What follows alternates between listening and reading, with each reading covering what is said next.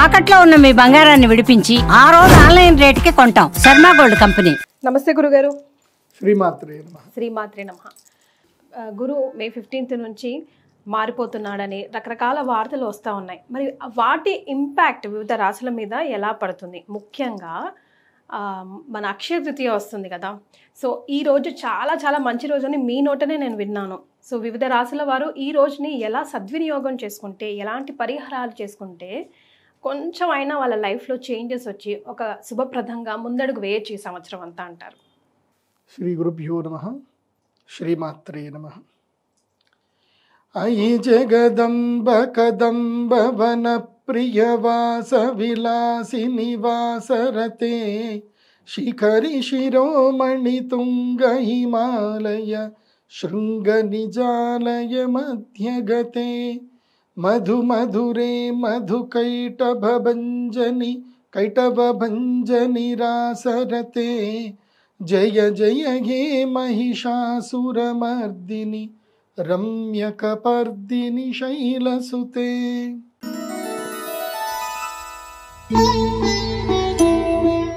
So వృషభ రాశి వారి పరిస్థితి ఏంటి గురుగారు? వృషభ రాశి వారు మీరు ఎక్కడ ఉన్నా సరే, మీకు ఎంత పెద్ద పని ఉన్నా, ఏ కష్టం ఉన్నా, ఏదున్నా అన్నీ వదులుకొని శ్రీచక్రపీఠం రావాలి. మ్యాండేటరీ. ఇప్పుడు నేను మేషరాశి వాళ్ళకి చెప్పలే రమ్మని, మీ ఇష్టం వస్తారని లేకుంటలేదని చెప్పా. కానీ వృషభ రాశి వారికి తప్పకుండా రావాల్సిందే. You are the number 1 invited. So VIP invitation ఎవరికి అని అంటే వృషభ రాశి వారికి. అంటే they are ready to grasp power. Yes, వాళ్ళకి ఇప్పుడు సూపర్ టైం ఇది. ఎందుకోసం అంటే ధనస్థానం లోపలికి గురువు వచ్చేస్తున్నాడు, మిథునంలోకి ఎంటర్ అవుతున్నాడు. ధనం, ఇందాక మీరు స్టార్ట్ చేయడం ఏం చేశారు? ధనం మూలం ఇదం జగత్.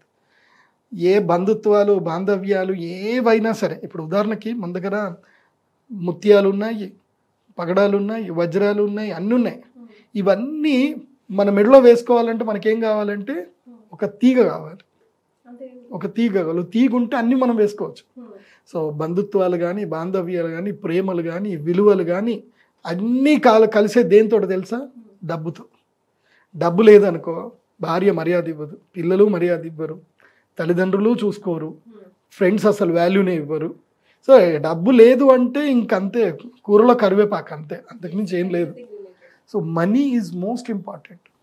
నాకు ఆ మధ్య ఎవరో దాంట్లో కామెంట్ పెట్టారు, గురుగారు మీరు ఓన్లీ రిచ్ పీపుల్కి మాత్రమే మీరు రీచబుల్గా ఉన్నారు, మీ కన్సల్టేషన్ ఫీజు కట్టాలంటే ఆ 25,000 ఫీజు కట్టాలంటే ఎట్లాగా, మీరు కూడా పూర్ పీపుల్కి దగ్గర అవ్వాలి, అన్నీ చెయ్యాలి అని చెప్పేసి అని వాళ్ళు నాకు పెట్టారు. నేను వాళ్ళకి ఇచ్చే సమాధానం ఒకటే, నా జీవితంలో మా నాన్నగారు తన జీవిత కాలంలో అసలు డబ్బులు డిమాండ్ చేయలేదు. మా నాన్నగారు కూర్చున్నారు అంటే జనాలు వస్తే వాళ్ళ లైన్ వస్తారు, 10 రూపాయలు పెట్టారు, 5 రూపాయలు పెట్టారు, చూడరు మా నాన్న. సో అలా పెట్టి వాళ్ళు పంచాంగం చెప్పించుకొని పోయేవాళ్ళు. మా నాన్న ఎప్పుడు డబ్బులు ఎక్కువ చేసేవాడు కాదు. కానీ మా నాన్నగారికి ఫ్యాన్ ఫాలోయింగ్ చాలా పెద్దగా ఉంది. కానీ ఆయన బెడ్ మీద పడ్డప్పుడు ఒక్కడు రాలే డబ్బులు తీసుకొని, ఒక్కడు కూడా నన్ను వచ్చి అడగలే, ప్రదీప్ అంటే డబ్బులు అవసరమా, నాన్నకి ఎట్లుంది అని ఒక్కడు ఫోన్ చేయలే, ఒక్కడు అడగలే. When coming to the point of money for your personal issues, no one comes to you. నువ్వు ఎంత ఇప్పుడు జీవితంలో ఒక్కడు బాగా గుర్తుపెట్టుకోండి, పేదవాడికి ఎవడైతే సహాయం చేస్తాడో వాడికి జీవితంలో దొరికేవి రెండే. ఏంది అని అంటే, ఒకటి అవసరం లేని గౌరవము మర్యాద. ఏంటి అవసరం లేని గౌరవము మర్యాద? రెండవది అనవసరమైనటువంటి ఫ్యాన్ ఫాలోయింగ్. ఈ రెండు మాత్రము దొరుకుతాయి. ఎప్పటి వరకు నువ్వు అది మెయింటైన్ చేసినంత సేపే, నువ్వు వాళ్ళకి హెల్ప్ అనే వర్డ్ మెయింటైన్ చేస్తున్నంత సేపే. ఒక్కసారి నీ మీద ఒక నెగిటివ్ ఇంపాక్ట్ పడినా, ఒక్కసారి నువ్వు నీ జీవితంలో ఒక తప్పు చేసినా, నీకు ఎవరైతే వీళ్ళు చెప్పాను కదా, ఈ ఫ్యాన్ ఫాలోయింగ్, ఇది ఏదైతే గౌరవం మర్యాద ఉందో, వీళ్ళందరినీ పెద్ద శత్రువులు అవుతారు. వీళ్ళే నిన్ను మేము నమ్మినాం, నిన్ను నమ్మి మేము హోర్డింగ్లు పెట్టాం, నిన్ను నమ్మి మేము బెట్టింగ్లు పెట్టాం, నిన్ను నమ్మి మేము నీ ఫ్యాన్ అని చెప్పుకున్నాం అని చెప్తారు. రేపు ఆ వ్యక్తి ఏదైనా తప్పు చేస్తే ఏమరా మీ ఫ్యాన్స్ అని చెప్పేసి అని వాళ్ళకే మళ్ళీ అవమానం. కాబట్టి జరిగేది ఆయనకే ఉండదు. ఎవరైతే పూర్ పీపుల్కి సేవ్ చేస్తాడో అతనికేం నష్టం లేదు, వీళ్ళే ఆపాదించుకుంటారు. కాబట్టి పూర్ పీపుల్ హెల్ప్ అనేది అబద్ధం. నా జీవితంలో నేను అబ్జర్వేషన్ చేసిందంటే హెల్ప్ అండ్ ఫ్రీ అనేది పెద్ద మోసం. హెల్ప్, ఫ్రీ ఇవి రెండు పెద్ద మోసాలు. ఇవి జీవితంలో ఎవరు నమ్మకండి. ఎవడు ఊరికే సహాయం చేయడు, ఎవడు ఫ్రీగా మనకి ఏమీ చెయ్యడు. అది ఒక్క భగవంతుడు మాత్రమే చేస్తాడు. మీరు ఆ భగవంతుడికి ఫ్యాన్ అవ్వండి, భగవంతుడికి సేవ చేసుకోండి. మనుషులలో లేదు. ఇది కలికాలం. కలికాలంలో జాలి, దయ, శుచి, శుభ్రత ఇవి ఉండవు.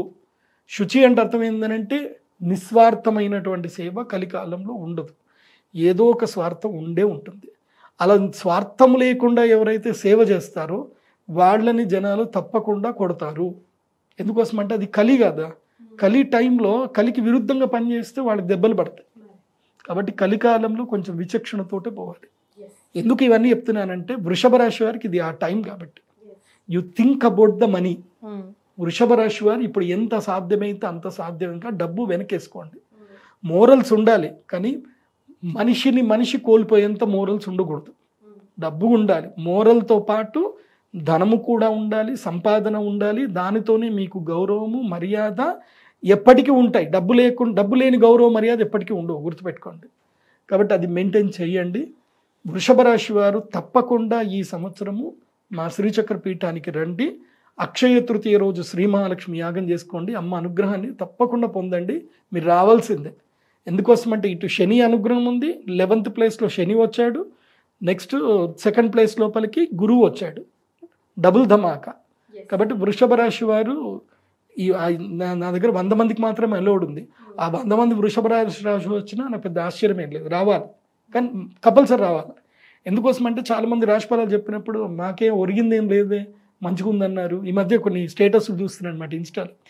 ఎవడో ఉగాది తర్వాత నా జీవితం బాగుంటుందన్నారు, వాడిని గట్టిగా పట్టుకొని చంపేయాలరా అని చెప్పేసి స్టేటస్ చూసాను. నవ్వు వచ్చింది. నిజంగా ప్రతి ఒక్కడికి ఆ బాధ ఉంటుంది. ఏదో ఒక గురువు చెప్పాడు అంటే బాగుంటుందని ఒక ఆశ పుడుతుంది. తీరా చూస్తే జీవితంలో పెద్దగా మార్పు రాదు. ఎందుకు మార్పు రాదు అంటే నువ్వు నీ ఆలోచన విధానం మార్చాలి. నీకు రావాల్సిన ఎనర్జీస్ నువ్వు పొందడానికి నువ్వు సంసిద్ధత అవ్వాలి. కూర్చున్న చోట అవి అంటారు కదా, ఏదో అల్లుతారని చెప్పేసి అంటారట. సో కూర్చున్న చోట అన్ని జరగాలంటే జరగవు. కొంచెం మనము సంసిద్ధత పొందాలి. ఇప్పుడు శ్రీచక్ర పీఠానికి రావాలి, ఆ రోజు సేవ చేయాలి. మేము సహస్ర కుంభాభిషేకం చేస్తున్నాం. నువ్వు డబ్బులు పెట్టకపోతే సేవన్న చేయి. అమ్మవారి దగ్గరికి వచ్చి ఎనర్జీ అడుగు, అమ్మని అడుగు. అమ్మ అడుగు తీస్తుంది. అడగంది అమ్మైనా అన్నం పెట్టదు అంటారు. సో అమ్మవారైనా నువ్వు అడగాలి, నువ్వు సేవ చేయాలి. చేస్తే అమ్మ నిన్ను చూస్తుంది. అందుకే మా శ్రీచక్ర పీఠంలో మేము ఈ సంవత్సరం నుంచి ఒక పద్ధతి పెట్టాం. అభీష్ట సిద్ధి గ్రంథం అని ఒక గ్రంథం పెట్టాను. దానికి శ్రీయంత్రం కొలాబరేటెడ్ చేసి అభీష్ట సిద్ధి గ్రంథం పెట్టాను. మీరు ఎవరైనా రావచ్చు, వచ్చి అభీష్ట సిద్ధి గ్రంథంలో మీ పేరు, మీ గోత్రం రాసి, మీ కోరిక రాసి పెట్టండి. మేము అది అమ్మవారి దగ్గర పెడతాము. నెక్స్ట్ ఇయర్ అక్షయ తృతీయ వరకు మీ కోరిక నెరవేరుతుంది.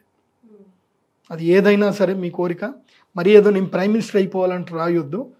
మీకున్న లిమిటేషన్లో, మీకున్న జ్ఞానంలో, మీకున్న స్కిల్లో మీకేం కావాలి అనేది కోరుకుంటే అది తప్పకుండా సిద్ధి పొందేటట్టు అమ్మ అనుగ్రహం అయితే అయ్యేటట్టు చేద్దాం. రైట్. సో వీళ్ళకైతే బంపర్ ఆఫర్ ఉంది.